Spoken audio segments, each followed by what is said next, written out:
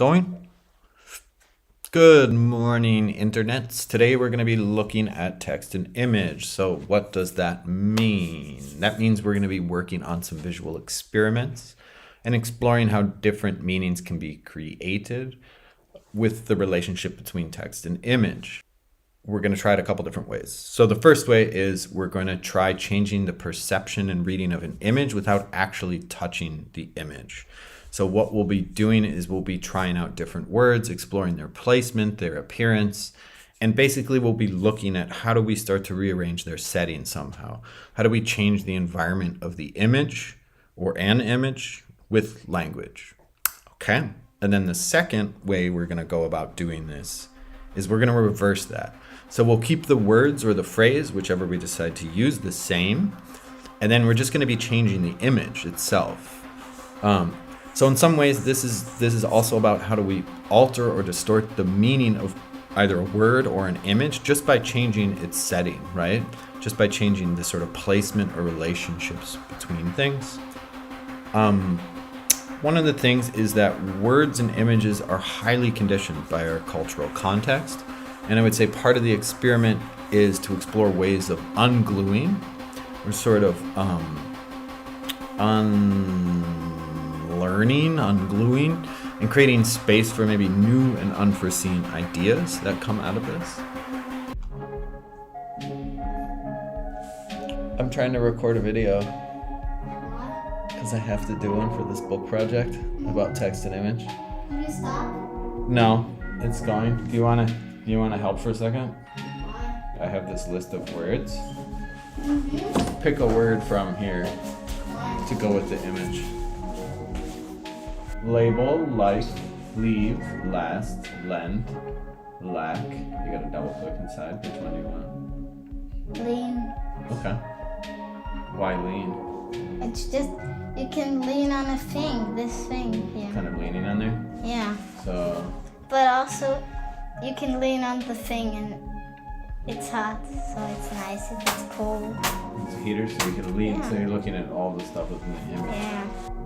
Yeah, lean is just, that's the perfect word. Okay. Is that okay? Yep. Is that okay for you? That's perfect. Thank you, Push Piece.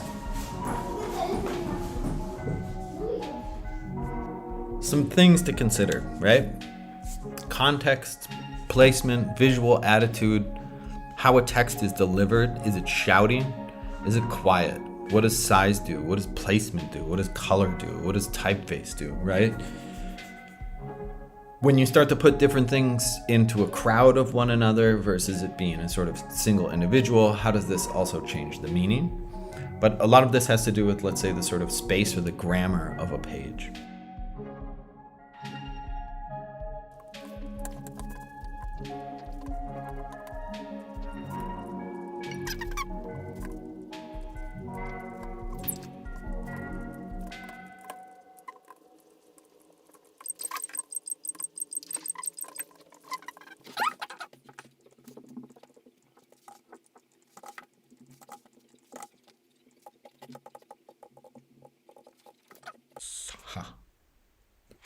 Okay. Step 0. So, borrow, steal, or construct some materials. At this point, what you want to do is you want to pick a set of images to work with. I would pick around 10 or so, enough to where you have a kind of family of them. For copyright issues, I decided to just wander around my apartment and take some images with my phone. When I started, I didn't really have a plan, but I found that there was a lot of different things hanging. So there were cords, there was fabric, there was clothes, there was towels, things like this. So I decided to mostly focus on that, but there's some other smaller moments that kind of break this up. The reason I think maybe the sort of hanging objects are interesting to work with or as a way to start is that they're an archive of activity within the household and through the people who live here and family and whatnot.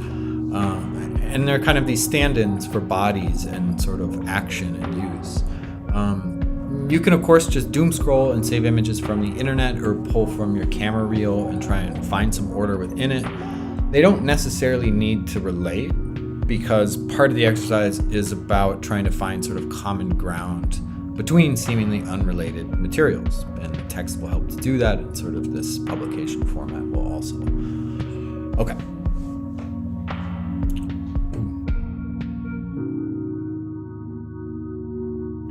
So now that we have started to establish what our world of images is, then we're going to deal with text. Pick at least 10 words or phrases. These can be randomly generated or copied from another text. You could just look up your last few interactions, chatting and stuff, and grab them. Or you could always consult an algorithm. There's some pretty great text generators online. I first generated a list of verbs that began with the letter L, but these were somehow too short and began to feel more like a dictionary entry. So I just decided to pull fragments from recent chats. I looked for phrases that already had a kind of image or implied some larger narrative. A lot of them, they're pulled from these larger contexts, so I think what'll be interesting to see is how you start to then put them into another sort of frame or context, or create kind of a totally new conversation based on them.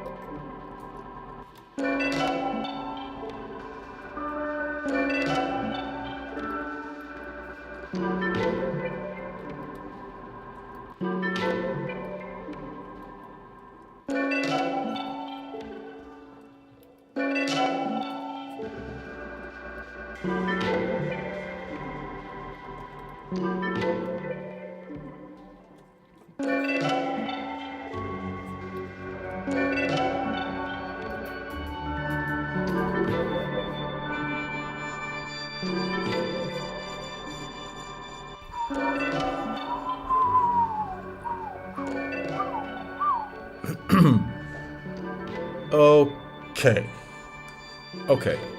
So to wrap this little place up, why give a shit? What's important about experimenting with text and image, trying to become more sensitive to the way language structures our perception of images, and vice versa? I mean, all you really have to do is look at how much you used this combination of text and image today, right? How many posts did you make, or captions did you read?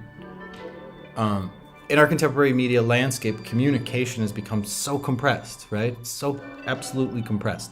The way we express ourselves aesthetically, politically, and on a very practical level has already adopted a new grammar and vocabulary. Just look at emojis, right? Look at the way you use images in relationship to texting. And within this kind of vocabulary, there's already this built-in understanding of both forms, right? We use images to expand language, and in turn, language expands images. We use images to communicate what we can't say. They fill in the gaps and expand the cracks of our communication. I think language can express what's underneath an image, what's beside it. It can also expand its space beyond the frame, right? And I mean, I made this, so obviously I care. Thank you for listening, and hopefully I'll see you sometime soon.